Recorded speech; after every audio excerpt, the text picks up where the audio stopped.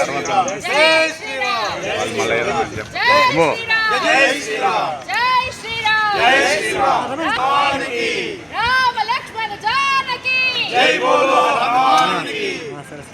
భూములను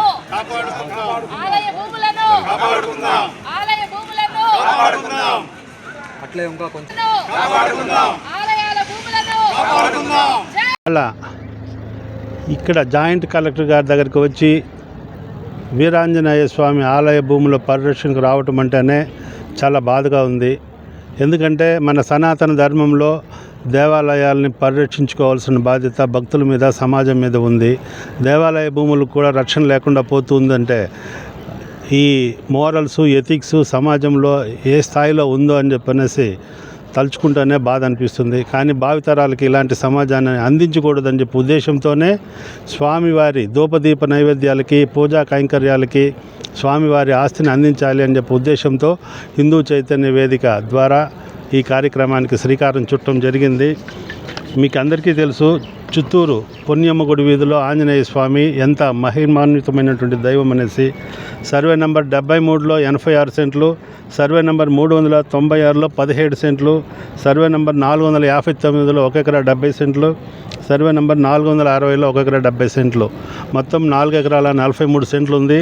కానీ ఈ సర్వే నంబర్ 459, 460 వచ్చేసి మన ఆంజనేయ స్వామి గుడికి ఎదురుగా హై రోడ్డుకి పక్కన ఉండే భూమిగా మాకు చాలా బలమైనటువంటి ఆధారాలు ఉన్నాయి.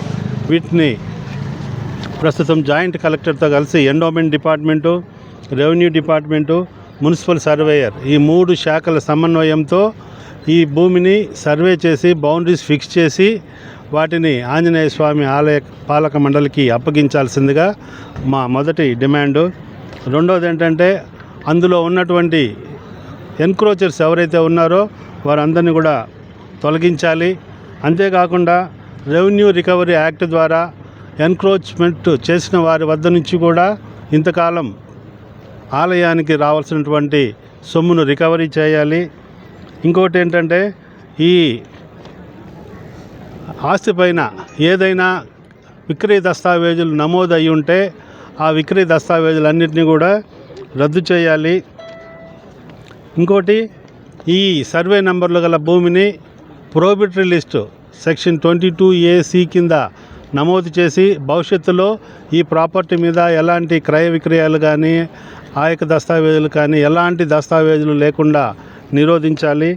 తర్వాత ఈ దేవాలయము ఇంతేకాకుండా మిగిలిన దేవాలయాలకు కూడా సూచీ బోర్డులను ఏర్పాటు చేసి దేవాలయ ఆస్తులు ఏమేమి ఉన్నాయి, ఆ దేవాలయ ఆస్తుల దగ్గర నుంచి ఎంత ఆదాయం వస్తూ ఉంది ఏంటి, ఎందుకంటే పారదర్శకత, జవాబుదారీతనం అనేది చాలా అవసరము.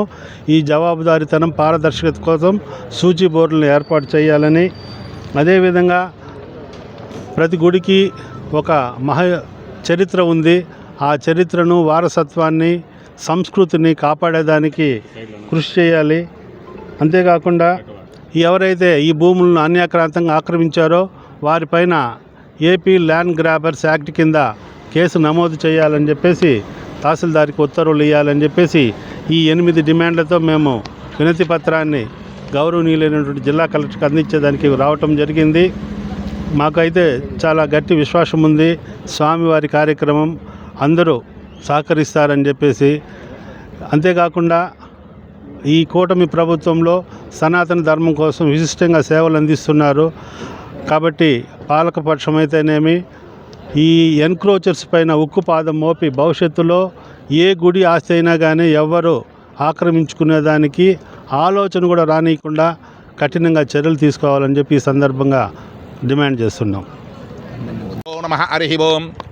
ఓం ఆంజనేయాయ విద్మహే వాయుపుత్రాయ ధీమహి తన్నో హనుమత్ ప్రచోదయాత్. శ్రీ వీరాంజనేయ స్వామి దేవస్థానం పుణ్యమగుడి వీధి, చిత్తూరు. మన ఆంజనేయ స్వామికి సుమారు ఒక 4.5 ఎకరా వరకు భూములు ఉన్నాయి. ఆ యొక్క స్థలాల్లో కొన్నిటిని అన్యాక్రాంతమై ఉన్నది. ఆ విషయంగా మనకు చిత్తూరులో మన హిందూ చైతన్య వేదిక, ధార్మిక పరిషత్తులంతా మన సారు జయకుమార్ సార్ గారు కానీ, శోభారాణి గారు కానీ, మన రామూర్తి గారు కానీ, మా ఈవో సార్ అందరూ కలిసి ఈరోజు మన జాయింట్ కలెక్టర్ గారిని కలిసి వినతి పత్రం సమర్పించి ఆ స్థలము దేవస్థానందైతే దాన్ని ఎటువంటి లోటుపాటు లేకుండా తిరిగి దేవస్థానం తిరిగి ఆదాయం వచ్చే విధంగా అన్ని రకాల మాకు సహాయ సహకారం అందించడానికి ముందుకు వచ్చినారు. మన సార్ మాట్లాడతారు. అయినా కూడా మన ఆలయ భూముల్ని ఎక్కడ పడితే అక్కడ ఎవరు పడితే వారు స్వాధీనం చేసుకొని వాళ్ళు అనుభవిస్తున్నారు. సో మాకు ఇప్పుడు దొరికింది వీరాంజనేయ స్వామి ఆలయం యొక్క పట్టా పాస్ పుస్తకాలు 2 కూడా మా దగ్గర ఉన్నాయి. దానికి సంబంధించిన పూర్తి ఎవిడెన్సెస్ కూడా సేకరించడం అనేది జరిగింది.